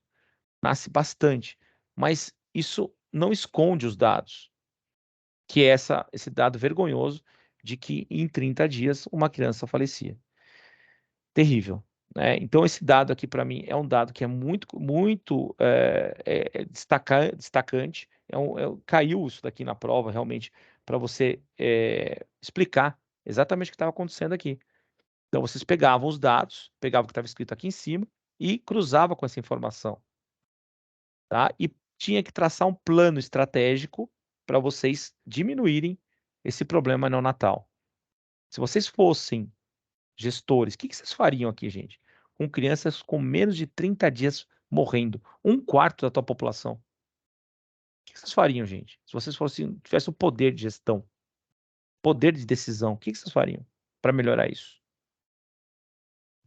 Vamos lá, gente, solta a criatividade aí. É assim, na questão do Nordeste, eu acho que a deficiência já é da questão do acompanhamento. Lá não tem muito o hábito da mulher ir fazer o pré-natal direitinho, sabe? Então, acho que já começa daí. Sim. Então, a criança já nasce com, sabe, com problema já. Então, o que acontece? Não tem aquele acompanhamento normal que, para cá, na questão do Sul, Sudeste, o pessoal se preocupa muito mais, né, da mulher passar todo mês no ginecologista, no obstetra, né, que fala, né? Então, lá não tem muito isso. A condição lá é muito pouca, ou às vezes o local onde essas pessoas moram é muito difícil o acesso ao médico. E até mesmo aí vem tudo aquilo, né? A questão da alimentação, a questão do cuidado, a pessoa ingere bebidas alcoólicas, cigarro, tudo isso afeta a criança. Então, quando chega a criança já nasce com problema, e às vezes não consegue sobreviver mesmo a tudo isso. Então, acho que é uma série de coisas assim que acontecem desde a gestação até o nascimento dele. Eu acho que a deficiência já na alimentação, no cuidado mesmo do acompanhamento médico, do pré-natal, essas coisas todas, eu acho.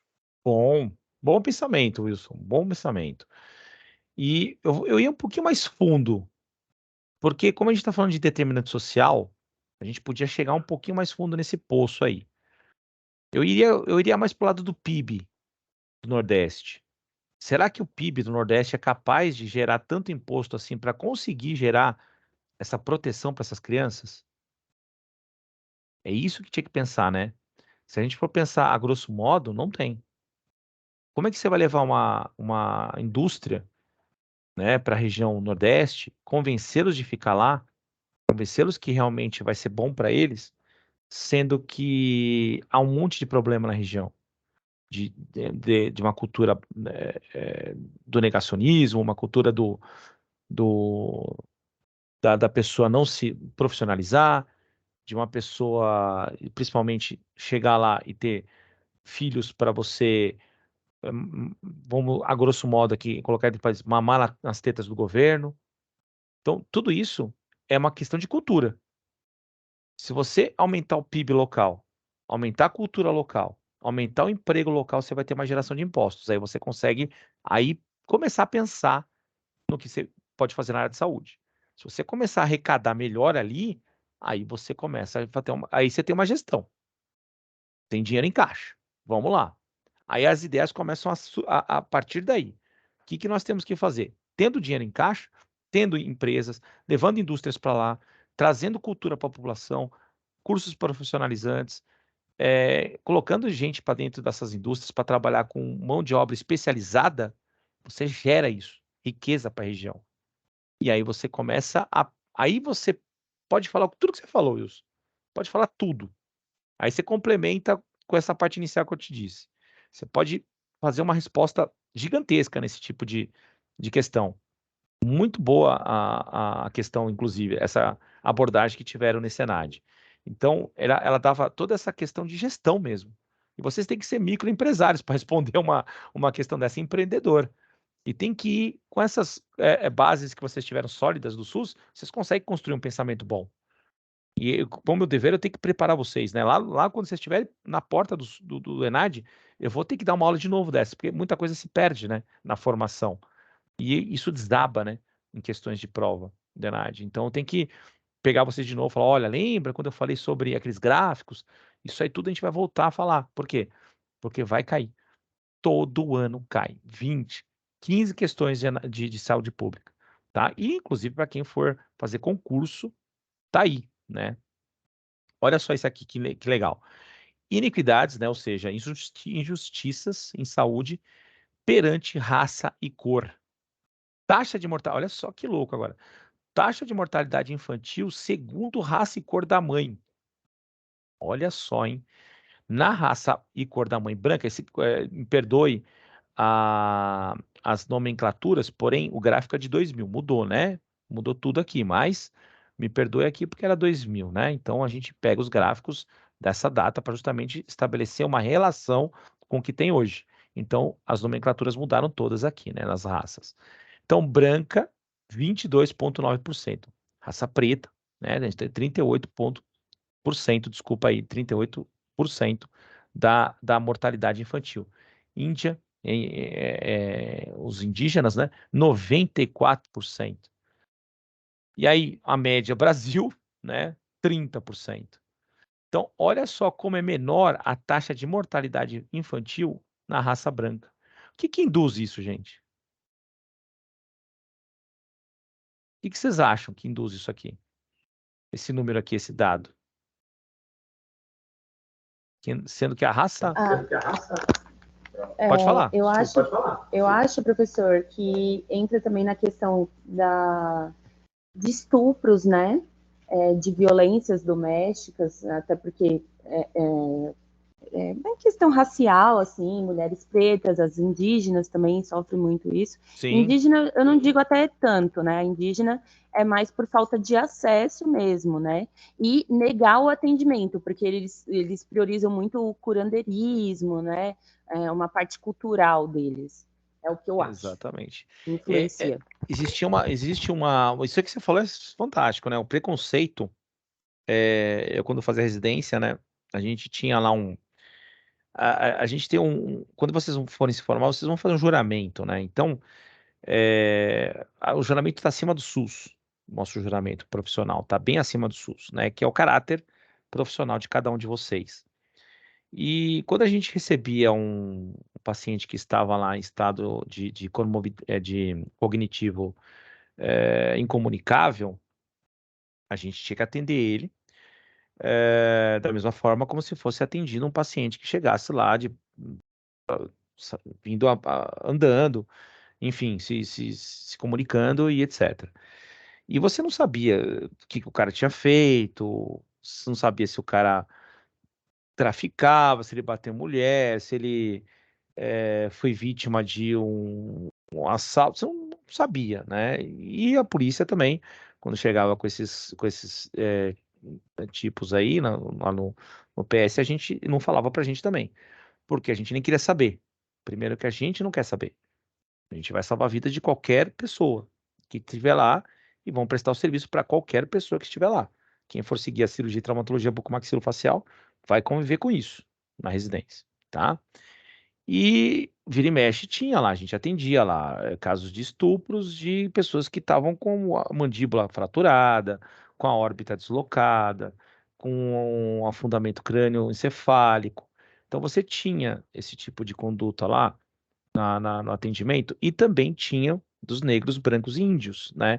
Você tem um preconceito no atendimento, tá? Então quando você tem lá, antigamente isso, tá, gente? Isso daí não é o reflexo atual da coisa. Mas quando você via uma pessoa preta para ser atendida e uma pessoa branca para ser atendida e tivesse em estado de urgência, naquela época a polícia sempre dava preferência para os brancos do que os pretos naquela época. Então existia esse preconceito racial.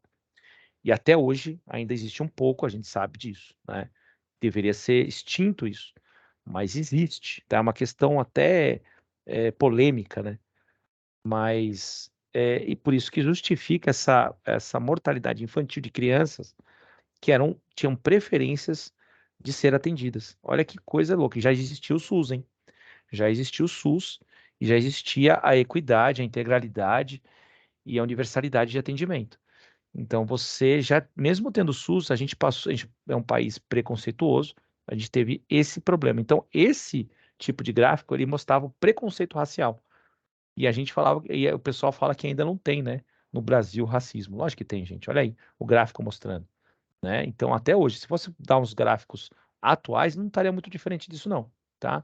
Então, a ideia é que não mudou muito isso, tá? Lógico, caiu, mas não mudou muito, muito não. Tá? A gente tem esse preconceito, sim, até nos atendimentos. Não sei se vocês entenderam a explicação do fato, mas a gente tem um preconceito envolvido nos atendimentos também das crianças aí, nessa época. Aqui outros gráficos que eu coloquei para vocês, mas eu vou resumir aqui sobre a mortalidade infantil segundo raça e escolaridade da mãe.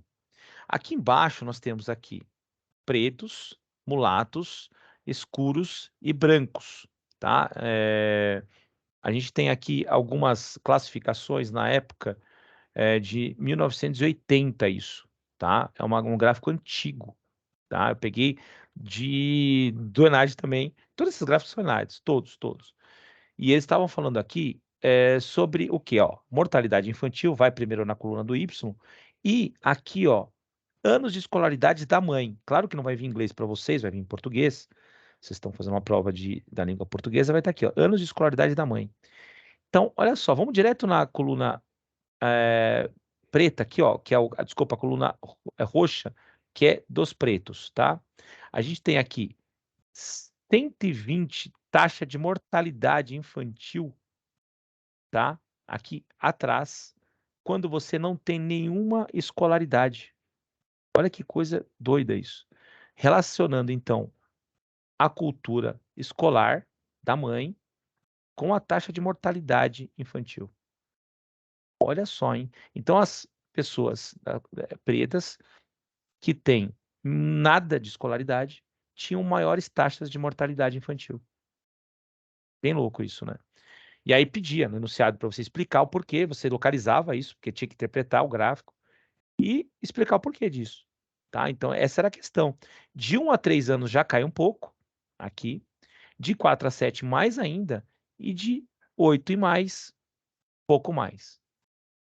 Agora, brancos. Vamos pegar os brancos aqui, vamos relacionar pretos com os brancos. Taxa de condição de escolaridade, 0. Olha só, relacionando a coluna brancos com pretos. A taxa de mortalidade para quem não tem estudo de brancos é menor. Outro gráfico que mostra preconceito. Então, a gente tem mortalidade infantil menor para quando não tem estudos, tanto quando não tem estudos de pretos e brancos, mas menor em brancos. Mais um gráfico que mostra sobre preconceito racial. Então, a gente tem muito preconceito envolvido nisso. E olha que estoura na saúde. Estoura justamente o cabo mais a parte mais fraca do cabo de guerra aí na saúde, nas crianças, tá? Pra vocês verem como isso dói, né? Preconceito aí. Olha só agora também. Esse daqui é um gráfico que mostrava, na época, número de óbitos na faixa etária de 12 a 19 anos por homicídio, suicídio e acidentes de trânsito por raça, cor e sexo. Então ele relacionava isso tudo. Raça, cor e sexo nos anos 2002. Então olha só, aqui eu coloquei até uma colinha para vocês em amarelo. Entre os adolescentes, as maiores vítimas da violência são meninos negros de violência, tá? Ele não especificava qual tipo de violência era na questão, tá? Ele não especificava isso, mas se induz que era violência de alguma forma, ou era doméstica, ou era policial, ou era de brancos em relação aos negros, era racismo. Então existia vários tipos de pensamentos nesse gráfico. E olha só, de meninos negros aqui, pretos na época, negros por causa da época do gráfico, olha quanto que era a taxa, o número de óbitos, muito grande. Olha só, vamos comparar com meninos brancos. Nem vamos discutir sobre meninas, porque eram quase iguais, né, as taxas. Mas olha só, de meninos brancos para meninos, meninos pretos para meninos brancos. Olha a diferença. É quase um quarto, vai dar 25% de diferença de mortes. Então, isso também eram considerados mais um quadro de preconceituoso, preconceito de raça. Então, para vocês verem que impacta diretamente na saúde, mortalidades, né? Impacta. Condições sociais, gente, determinantes sociais, tudo isso aí. Tudo que eu estou falando para vocês. Deixando um pouquinho de lado essas questões, a gente vai entrar em saneamento básico, né? Esse é um gráfico bem legal porque ele mostrava pontos positivos, o verde, né? E pontos negativos, vermelho. Então vamos lá. Primeiro de tudo, saneamento básico, quem não tem água. Eles ainda colocaram aqui, ó, quem não tem água. Percentual da população sem acesso à água potável nos anos 2002. Gente, quem não tinha água há 20 anos atrás apenas? Não tinha água. Vamos pegar a relação que ele fez aqui. Ele pegou a população negra, preta e branca, tá? Por raça, ele pegou. A porcentagem da população que não tinha água potável da população preta era 20% e branca 6%. É discrepante. É muito diferente uma porcentagem para outra. Vamos pegar aqui, ó, por anos de estudo. Um ano de estudo, o cara, 23% não tinha acesso à água potável. E 2,9% para quem tinha 8 ou mais anos de estudo, era a porcentagem. Então, para quem tinha mais estudo, o saneamento básico era maior do que para quem não tinha estudo. Por estado, vamos comparar o Brasil agora, hein? 48% de quem estava no Piauí não tinha água potável. Gente, eu estou falando de metade da população. Metade. Uma população de um estado do Nordeste. São Paulo, apenas 1%, isso em 2002. Hoje já quase zerou. Todo mundo tem acesso à água potável. A maioria, graças a Deus, tem acesso à água potável. Mas, olha isso, 50%. O que isso impactou na saúde dessa pessoa do Nordeste, gente? Cólera, diarreias, problemas de nutrição, desnutrição. 50% da população. Vamos pegar como se fosse um reflexo do Nordeste isso. Um espelho de todos os estados do Nordeste. 50%. Não tinha acesso à água. Por renda, pobres, ricos. 34% dos pobres não tinham saneamento, não tinham, acesso à água potável, enquanto 0,5% apenas dos ricos, que aí eu não sei por quê, aí é uma renda que não tinham, aliás, que exatamente não tinha acesso à água potável. Então, dá para perceber um pouco que o gráfico muda, né? Totalmente, não tem mais o cartesiano lá x e y, porém, são coisas fáceis de interpretação. Gente, não se preocupem, olhem tudo ao redor e coloquem o que vocês estão vendo, tá? É isso que eu quero, que vocês interpretem, principalmente o que está aqui em cima, leiam o que está aqui e depois venham para a base aqui, para o gráfico propriamente dito. Não se preocupem muito com o país, porque às vezes eles não perguntam, eles falam no enunciado, tá? Isso aqui. Mas é importante isso aqui, essa comparação, tá? E aí os quadradinhos aqui embaixo relacionam exatamente o que eles querem, o que eles perguntam. Então tome cuidado com isso, que isso aí são às vezes perguntas de prova. Oi, alguém quer falar alguma coisa? Wilson, Oi, Wilson, pode falar. a questão do Nordeste, né? A questão do Nordeste de água potável. Lá é meio complicado, muito complicado. Principalmente os interiores, né? Nas Sim. capitais até que não, mas os interiores é complicado. Eu acho que a grande maioria, grande não, acho que 100% dos interiores, saindo da capital, lá são poços artesianos, sabe? Não tem aqui, tem muitas represas pro lado do sul, sudeste, muitas represas. Lá não, lá é tudo poços artesianos. Então, acho que parte dos governantes não se importam muito com isso. Tem Zero. muita água, puxa muito água do poço ainda, sabe? Aquelas cava seus poços no final do lado do quintal e e usa aquela água de poços. E agora tem muita água que eles importam, por exemplo, água mineral, né? Então muita gente agora está usando água mineral, mas água mesmo assim, água potável de saneamento básico, lá é muito difícil mesmo. É muito difícil. É quase impossível. E outra, você tocou num assunto muito importante, dos poços artesianos, o lençol freático. A gente tem uma contaminação no Nordeste hoje, a maior que já pôde se comparar e se presenciar nos últimos tempos, né? A contaminação do lençol freático, principalmente por causa de seca, por causa de animais mortos.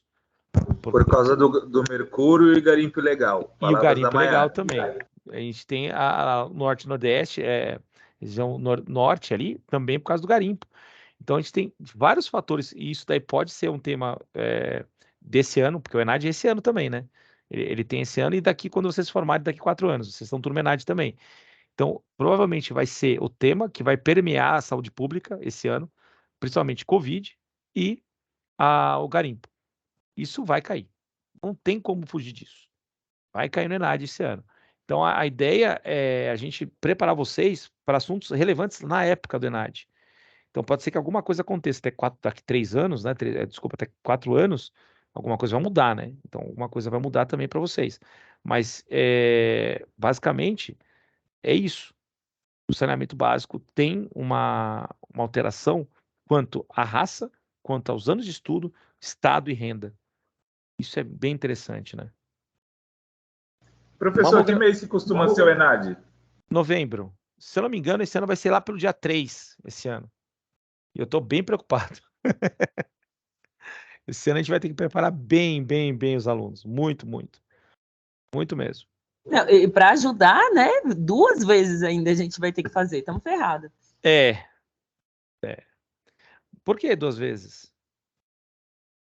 Não entendi. No primeiro e no último ano. Não. Vocês não fazem. Vocês só fazem quando estiver completando para sair. É que eu estou dizendo que a turma ENAD desse ano é para quem está no final da faculdade. Vocês só fazem Ah, ENAD tá, é só no final. É só no final. Porque o ENAD é completo, gente. Ele aborda todas as disciplinas. Todas, todas. Então, vocês vão prestar só lá no final, que é o proficiência. Que aí vocês vão prestar. E vocês são turma ENAD, infelizmente. Quando acabar o curso, né? Eu tô falando Ô, que eu tô professor, preocupado. infelizmente, você não confia nos seus alunos, professor? Não, eu confio em vocês. É o que eu falo que, infelizmente, de fazer a prova. De fazer, de justamente vocês terem turma nova e pegar ENAD. Porque tem turma que passa na faculdade que nem sabe o que é ENAD, nunca prestou, não sabe para que serve isso. Mas vocês pegaram o ENAD. O ano que vem que É entrar. injusto, né? É É injusto. justo. Deveria ser ou para todo mundo ou para ninguém. Então, mas é que nem todo mundo se forma naquele ano, né? Da faculdade. Então é só para quem está completando no meio ou no final. Então vocês vão estar completando no meio, né? A graduação de vocês, né? Porque vocês entraram no começo do ano, vocês vão estar completando no final. Então vocês prestam em novembro. Então, infelizmente, pegaram o ENAD aí no currículo. Mas é bom, sabia? Turma ENAD é sempre bem vista no mercado. Sempre bem vista. E ainda vocês colocam no currículo isso. Pode colocar. Turma ENAD. É bem legal. É um diferencial aí para vocês. Bom, olha só que legal esse gráfico aqui. Realização de mamografia que fez alguma vez na vida no Brasil em 2003. Aí relacionava as mulheres com a escolaridade, mas ela queria falar sobre se alguém fez mamografia, né, nos anos de escolaridade. Então, a taxa de porcentagem está no Y e a escolaridade no X. Então, com menos de um ano de escolaridade, um pouquinho mais de 20% das mulheres fizeram mamografia. De 1 a 3, um pouquinho mais, e vamos direto lá para 15 ou mais anos de escolaridade, que é o ensino médio completo, o ensino fundamental e médio completo e escolaridade universitária. 15 ou mais anos, né? E aí tudo isso. Olha só a taxa de quem fez mamografia. Com certeza aí conhecimento, informação, convívio. Então tudo isso faz em conta, leva-se em conta que as taxas de mamografia são maiores para pessoas que têm maior acesso ao conhecimento. Isso impacta menos na saúde, impacta menos em exames mais em exames de rotina e menos cânceres, menos mutilações, né, de mastectomia radical em mulheres, tá? Isso impacta menos em gastos de dinheiro público, tá? Então, quanto mais cultura você der para sua população, para o seu povo, mais informação ele vai ter e menos vagabundos a gente vai eleger. É isso aí, gente. Olha só, a dica tá aí, ó. Quanto mais escolaridade a gente vai ter, mais opções a gente vai saber melhor em quem votar, melhor em quem escolher para comandar a gente. Isso é fundamental. Por isso que alguns países não se preocupam em educação. Por isso que alguns países não estão nem aí para educação, porque vai sempre escolher os mesmos. Então, tome cuidado que isso daqui impacta diretamente também na nossa sociedade. Percentuais de mulheres que engravidam, olha só, em Pelotas, hein, de 1982 a 2003. Esse foi um estudo sensacional na época, que relacionava as mulheres que engravidavam com a renda familiar. Então, adolescentes, tá, com renda familiar menor de um salário mínimo, olha só a quantidade de mulheres que engravidavam, com menos de um salário mínimo. Mulheres com 1 a 3 salários mínimos engravidavam menos, e com mais de 10 salários mínimos, olha só, a taxa de gravidez, bem pequena, menos de 5%. Então, claro, né, que a gente vai ter, com certeza, o trabalho aqui sendo escolhido pela mãe, né, em pauta aqui, como recurso de subsistência. Então, aí você tem uma condição de vida aí relacionada com o estilo de vida. Então, se você tem uma melhor condição de vida, você tem um estilo de vida melhor, você tem uma renda familiar maior, então a sua condição de vida impacta diretamente no seu estilo de vida. Então, as pessoas engravidam menos, tá? Então, isso, essa questão correlacionava a condição com estilo. Ixi, mudei o slide sem querer. Tá? Então, isso era bem legal de vocês adotarem lá na época nas questões do ENAD também, tá? Isso aqui foi em 2013, esse ENAD aí. Bom, gente, determinação social, então, para vocês é uma questão de saúde coletiva a partir de hoje.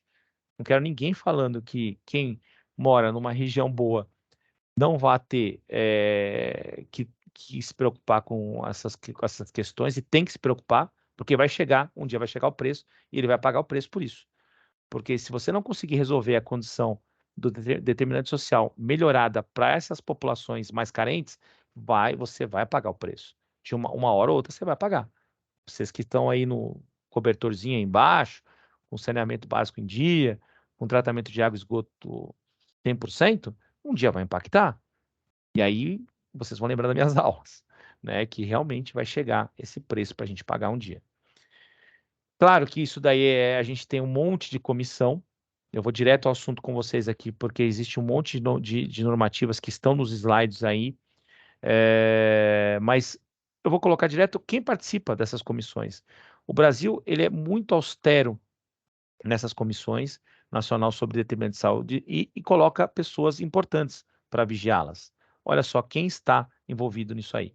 Casa Civil, Ministro da Fazenda, Planejamento, Ministério do Planejamento de Saúde, um monte. Tudo isso aqui, gente, são parcelas significativas, tanto do governo como da população, que estão aqui no meio. Secretaria Política para as Mulheres, olha só, é importante ressaltar as parcelas da sociedade que estão envolvidas nestes quesitos determinantes para a saúde social da gente, tá? Então, é muita preocupação, é muita gente envolvida, tá? Então, não é um assunto qualquer, por isso que é uma aula. Se fosse um assunto qualquer, nem abordaria com vocês aqui. Então, é muito importante vocês saberem esses gráficos, quem que está por trás desses dados serem diminuídos, quem controla isso, tá? Tudo esse pessoal está por trás desses dados aí e controlam isso, tá? E aí existe aí a página da web, que para quem quiser consultar depois, a determinantes.fiocruz.br, para quem quiser aprofundar mais os estudos sobre o CNDSS, e se você quiser participar também, você faz um cadastro e você vai lá, como representante da parcela da população. Você vai se reunir antes e depois você vai levar seus projetos para vocês conseguirem terem aprovação dentro dessa comissão. É bem legal, porque isso leva para o Ministério da Saúde e você consegue ter conhecimento geral. Vou dar só um exemplo do que aconteceu recentemente com uma dentista, de uma aluna de outra instituição, que eu não sei se vocês viram na mídia, mas ela inventou inventou não, na verdade ela fez uma caderneta, não é uma caderneta, mas ela fez um folder informativo sobre higiene bucal, muito fácil de entender, para crianças de 3 até 15 anos de idade, de como faz higienização, explicando todos os detalhes do que era uma pasta de dente, de fio dental, de escovação, e essa cartilha ela foi levada para o Ministério da Saúde, e o Ministério da Saúde comprou a cartilha dessa menina e começou a distribuir nas UBSs. E olha que interessante, né? Uma estudante de odontologia que foi escutada pelo CNDSS e foi levada lá para cima a ideia dela. Então, com certeza, ela ganhou bolsa de estudos, ganhou dinheiro, ganhou um monte de prêmios, tá? Reconhecimento nacional e mundial, numa ideia que nasceu dentro de uma faculdade. Então, se vocês tiverem esse interesse, procure os professores de vocês. Existe a agência de fomentação para ideias, existem os PICs, Projeto de Iniciação Científica. O professor Reda, ele vai institucionar para vocês, né, que a gente vai ter os PICs aí nos próximos meses. E vocês, aliás, próximo ano, né, começo do ano que vem, então vocês vão poder participar, quem quiser, né? Isso, se o trabalho seu for peneirado, você vai para instâncias muito maiores que vocês possam imaginar. E vocês são reconhecidos já como estudantes. Isso é bem legal, bem bacana. Procurem os professores de vocês que têm os PICs, tá? As linhas de pesquisas aí para vocês. Logo, logo você vai ser ofertado isso para vocês. Bom, as linhas de atuação, nem preciso dizer, porque é o tema da aula, né? São os determinantes sociais da saúde, tudo aquilo que a gente falou. Os objetivos, a promoção, o apoio, elaboração, coordenação de todo esse movimento, tá? Mobilização social é fato, né? Camadas da população, parcelas da população, elas trabalham com o objetivo desses, de coletar, de divulgar, de organizar, estabelecer regras. Então, existe todo esse tipo de situação que o CNDS colabora. E aí fornece esses dados para o Ministério da Saúde. E o Ministério da Saúde consegue liberações de verbas específicas para determinadas urgências. Então, isso é bem legal, tá? Se for a pauta saneamento básico, que não tem nada a ver com verbas da saúde, ele vai mobilizar a infraestrutura vai mobilizar a União, e a União vai liberar verba, sendo que existe pesquisa. Nada chega lá de boca, gente. Só chega com pesquisa. Então, você fez a pesquisa sobre determinada região que tem saneamento básico abaixo do esperado, existe impacto muito grande na saúde, em crianças, mortalidades, natalidades, a infraestrutura vai ser mobilizada juntamente com a União para liberar essa verba. Isso tudo, gente, é questão de pesquisa. Por isso que existem os deputados federais que vocês votaram. Por isso que existem os senadores que vocês votaram. Eles estão lá com um gabinete gigantesco, com gente trabalhando por trás, para fazer esses levantamentos de pesquisa, para fazer a ciência lá dentro. Então, lá dentro é formado isso. São poucos os que não fazem, a maioria faz essas pesquisas. E aí traz recursos para a sua região. Os senadores são escolhidos por regiões. Então você tem lá os senadores de São Paulo, que sabem o que precisa em São Paulo para trazer melhorias. Então isso tudo é feito através de dados, que são esses gráficos que eu mostrei para vocês. Nada mais é do que esses dados aí que eu mostrei. Tá? Então tudo isso é liberado mediante pesquisas, mediante todo esse tipo de consulta. Tá? Tudo são os trabalhos da CNDS, que vocês consigam depois dar uma lida nessa parte. Promoção da saúde, falei para vocês numa aula só disso, e as estratégias que eles criam, que é a mais importante disso tudo. Então, como que eles conseguem introduzir isso para melhorar a saúde? Principalmente porque eles criam dispositivos, tá? Que a gente chama de empoderamento, empowerment, tá? Que é essa palavra aqui em inglês, tá? Em certos deslocamentos de poder técnico, que é o que eu falei para vocês. Se você tem o CNDS sendo escutado por grande parte do governo, grande parte da população, vocês vão ter a liberação técnica, a liberação de verba para esse tipo de situação. Tá? Então envolve a parte administrativa, político, e aí as pesquisas são levadas em consideração. Então você constrói pontes, articula e pactua. Fantástico essa frase, gente. Você constrói pontos de articulação e pactuação. Se você tiver isso dentro da sua estratégia, você não pode ter um político que não seja ágil, um político que não tenha essa visão, tá? Então, por isso que eu sou super a favor de a gente ter uma classe política com ensino universitário, né? De ter essa visão, de ter esse conhecimento, para a gente ter técnicos no governo, técnicos em todos os setores, né? A gente tentou, né, ter isso aí há um pouco de tempo atrás, mas é muito bacana você ter essa visão técnica da coisa. Não ter político em cargo técnico, e sim técnico. Isso é muito bom para a gente, tá? Uma visão muito melhor das coisas. Um profissional, né? Não ter sei lá, um político sentado na cadeira do dentista, e sim o dentista, né? Fazendo o seu trabalho. Esse é um exemplo bem esdrúxulo, mas acontece. Gente, isso aqui não é um trabalho em grupo, tá? Eu coloquei para vocês, e não se assustem, não tem mais trabalhos em grupos, mas eu coloquei para vocês aqui um exercício para vocês fazerem de forma individual. Vocês vão pensar na casa de vocês. Se na semana que vem alguém sentir vontade de comentar comigo antes de começar a aula sobre esse trabalho, a gente comenta. Não é obrigado a fazer, não vale nota, não vale nada. O que vale para vocês é a experiência de estar frente ao que vai ser perguntado em provas daqui para frente para vocês, principalmente M3 e Dani. É um exercício. Eu estou colocando para vocês como se vocês fossem um gestor, tá?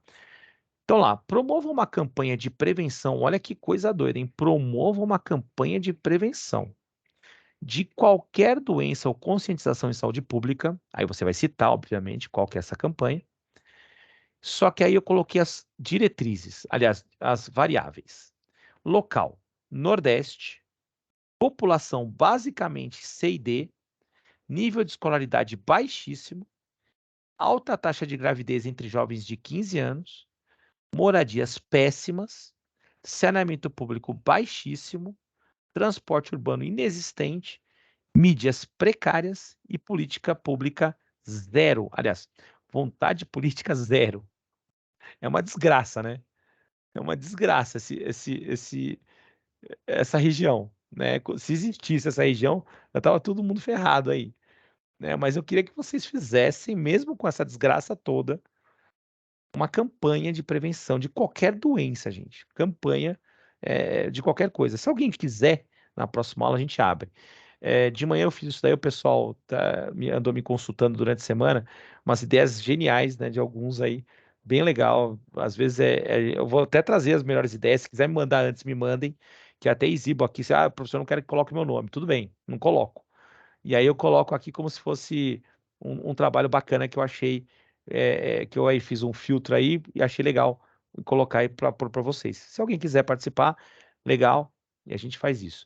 E não é obrigado, tá, gente? Não é obrigatório, não vale nota, não vale nada. Só vale para vocês adquirirem conhecimento para a prova que vai vir aí. Então, é mais ou menos nessa linha que eu quero que vocês pensem. Bem complexo, mas no fundo, é o que eu falei na aula inteira dos gráficos. Todos os determinantes sociais estão aí. Todos, todos. Então, mandem bala nas criatividades. E aí eu coloquei 2 gráficos aqui só para ajudar no trabalho, tá? Então, esses gráficos aqui vão ajudar vocês, para quem quiser fazer essa questão resolver. Tem aqui a taxa do Nordeste de mortalidade infantil, tá? Nos anos 2000, nos anos 2010. Aqui já tem uma comparação, tá? Aqui eu já coloquei um dado um pouquinho mais novo aí para vocês. E aqui embaixo está falando sobre porcentagem deixa eu ver aqui, taxa de crescimento populacional em censos demográficos de 1920 a 2010 por região. Brasil, comparando com o Nordeste e Sergipe, tá? Como no estado do Nordeste. Então aqui eu coloquei lá nessa questão sobre o Nordeste. E aí eu peguei esses gráficos para vocês verem a densidade demográfica e o quanto é difícil para um gestor pensar nessa região aí. Então, mãos aí, as canetas, os lápis, façam esse exercício aí, deixem com vocês, guardem, tá? Se depois vocês quiserem comentar comigo, a gente comenta aí. E é isso que a gente vai fazer, vai perguntar para vocês daqui em diante nas questões. Gente, hoje só eu falei, né? Vocês não falam, eu fico falando que nem uma taquara rachada aqui. Alguma dúvida, gente? Até cansei tanto falar hoje. Não teve nem intervalo, né? Foi direto hoje. Não, foi bem claro, professor, tudo que você falou. Claro, aparecem dúvidas menores de determinados temas, mas aí só o tempo vai colocando na cabeça. Ótimo. Vocês pegando aquela parte inicial da aula que eu acho fundamental, vocês conseguem resolver qualquer questão, gente, qualquer. Tenham calma na hora que vocês pegarem um gráfico. É porque tem muita gente que tem medo de matemática, né? Vocês vão passar por vários cálculos ainda na faculdade de odonto. Vocês vão passar por cálculo anestésico, cálculo lá de endodontia, né? Para fazer canal, fazer tratamento endodôntico. Vocês vão passar por vários cálculos ainda na vida de vocês. Os gráficos é uma coisa até tranquila, perto do que vocês vão passar ainda em cálculo anestésicos e endodontia. Bem tranquila, para falar a verdade. Mas espero que tenha ficado bem claro mesmo. Tá gravada a aula, né? Deixa eu até tirar aqui depois eu vou subir a aula para vocês lá no YouTube e vocês aí eu mando pro Caio, o Caio manda para